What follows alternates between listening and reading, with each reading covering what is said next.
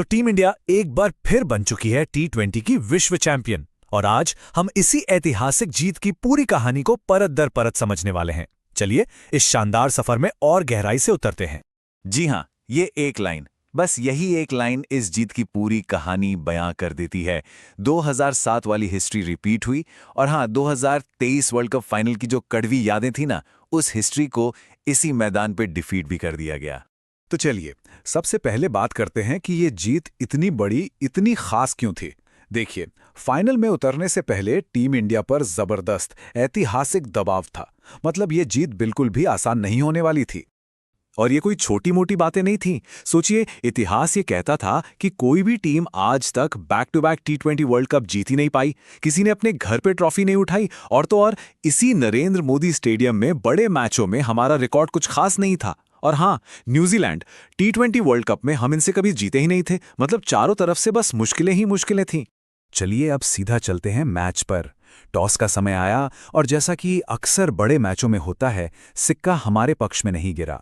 हम टॉस हार गए। न्यूजीलैंड ने हमें पहले बल्लेबाजी करने को कहा, लेकिन शायद उन्हें इस बात का जरा भी अंदाजा नहीं था कि वो किस तूफान को दावत दे रहे हैं। इंग्लैंड के खिलाफ सेमीफाइनल में जो टेम्पलेट सेट हुआ था ना, फाइनल में बिल्कुल वही कहानी दोहराई गई।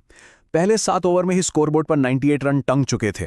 15 ओवर तक हम 200 का आंकड़ा पार कर गए थे, लेकिन फिर अचानक से विकेटों की झड़ी लग गई और 18 ओवर में स्कोर हो गया 230 पर 7। एक पल को तो लगा कि लय बिगड़ गई, लेकिन पिक्चर अभी बाकी थी। और ये बात 100% सच थी। इस टूर्नामेंट में जो ओपनिंग जोड़ी एक चिंता का सबब बनी हुई थी, उसी ने फाइनल में आकर सारा हिसाब चुकता कर दिया। अभिषेक शर्मा और संजू सैमसन ने सिर्फ रन ही नहीं बनाए, उन्होंने न्यूजीलैंड के गेंदबाजों के हौसले को पूरी तरह से तोड़ दिया। उन्होंने आने वाले बल्लेबाजों के लिए एक ऐसा स्टेज सेट किया जहां से सिर्फ और सिर्फ अटैक ही किया जा सकता था। इस पहाड़ जैसे स्कोर की नींव रखी इन 3 बल्लेबाजों की 50 ने। अभिषेक शर्मा ने बिल्कुल निडर होकर शुरुआत दी। संजू सैमसन ने नॉकआउट में लगातार तीसरा अर्धशतक लगाकर साबित कर दिया कि वो बड़े मैच के कितने बड़े खिलाड़ी हैं। और फिर बिहार के लाला ईशान किशन ने भी आकर उसी तेजी को बनाए रखा। लेकिन फिर शुरू हुई विकेटों की होम डिलीवरी। जहां स्कोर 270-280 तक जाता दिख रहा था, वहां एक के बाद एक विकेट गिरने लगे। सूर्य कुमार यादव शून्य कुमार यादव बन गए और एक पल को तो ऐसा लगा कि भारत एक शानदार फिनिश से चूक जाएगा। और फिर आखिरी ओवर में आए शिवम दुबे। उन्होंने जो गदर मचाया वो सब देखते रह गए। आखिरी ओवर में 25 रन कूटकर उन्होंने ना सिर्फ टीम को 250 के पार पहुंचाया, बल्कि न्यूजीलैंड के ड्रेसिंग रूम में एक साइकोलॉजिकल मैसेज भी भेज दिया। ये 25 रन सोने से भी ज्यादा कीमती साबित हुए। तो बल्लेबाजों ने तो अपना काम बखूबी कर दिया था, पर देखिए 256 रनों का लक्ष्य था, चेज हो सकता था। काम अभी आधा ही हुआ था। अब बारी थी हमारे गेंदबाजों की, जिन्हें एक डिसिप्लिन परफॉर्मेंस देनी थी। और गेंदबाजों ने तो आते ही ऐसा शिकंजा कसा कि न्यूजीलैंड को सांस लेने का मौका ही नहीं मिला। सबसे खतरनाक फिन एलन जल्दी पवेलियन लौट गए।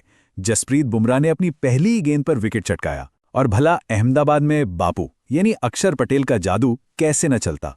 उन्होंने भी 2 जरूरी विकेट लेकर न्यूजीलैंड की सारी उम्मीदों पर पानी फेर दिया। सच तो यह है कि 10 ओवर आते आते मैच का नतीजा लगभग तय हो चुका था। टीम इंडिया ने अपनी ट्रॉफी डिफेंड कर ली थी। उसके बाद तो स्टेडियम में मौजूद लाखों दर्शक बस जश्न मना रहे थे और जीत की उस खुशी में झूम रहे थे। अब कहानी के उस हिस्से पर आते हैं जहां हम बात करेंगे इस जीत के असली हीरो की, उन चैंपियंस की जिन्हें उनके अविश्वसनीय प्रदर्शन के लिए सबसे बड़े अवार्ड्स मिले। इस वर्ल्ड कप में अगर किसी एक खिलाड़ी ने अपने प्रदर्शन से पूरी कहानी ही बदल दी तो वो थे संजू सैमसन, और इसीलिए उन्हें चुना गया प्लेयर ऑफ द टूर्नामेंट। और ये सम्मान उन्हें क्यों मिला? जरा सोचिए, संजू ने इस वर्ल्ड कप में सिर्फ 5 मैच खेले, लेकिन उन 5 मैचों में खासकर 3 सबसे बड़े नॉकआउट मुकाबलों में उन्होंने लगातार अर्धशतक लगाकर टीम इंडिया की जीत की नींव रखी। उनका इम्पैक्ट जबरदस्त था। और अब बात करते हैं फाइनल के सबसे बड़े हीरो की। वो कोई और नहीं बल्कि जसप्रीत बूम बूम बुमराह थे। बुमराह ने फाइनल में ऐसा प्रदर्शन किया कि मानो वो कह रहे हों, कैसे नहीं दोगे हमको प्लेयर ऑफ द मैच। अपने 4 विकेट लेकर उन्होंने न्यूजीलैंड की बल्लेबाजी को पूरी तरह तहस नहस कर दिया और इस बेमिसाल प्रदर्शन के लिए उन्हें ही प्लेयर ऑफ द मैच चुना गया। तो चलिए अब सब मिलकर इस शानदार जीत का जश्न मनाते हैं। टीम इंडिया ने इतिहास को चुनौती दी, उसे हराया और एक बिल्कुल नया अध्याय लिखा। इस एक जीत के साथ उन सभी ऐतिहासिक बाधाओं को तोड़ दिया गया जिनका जिक्र हमने शुरू में किया था। लगातार दूसरा वर्ल्ड कप जीतना, घर पर वर्ल्ड कप जीतना, नरेंद्र मोदी स्टेडियम में बड़ी जीत और न्यूजीलैंड पर वर्ल्ड कप में पहली जीत, सारे के सारे रिकॉर्ड्स ध्वस्त हो गए।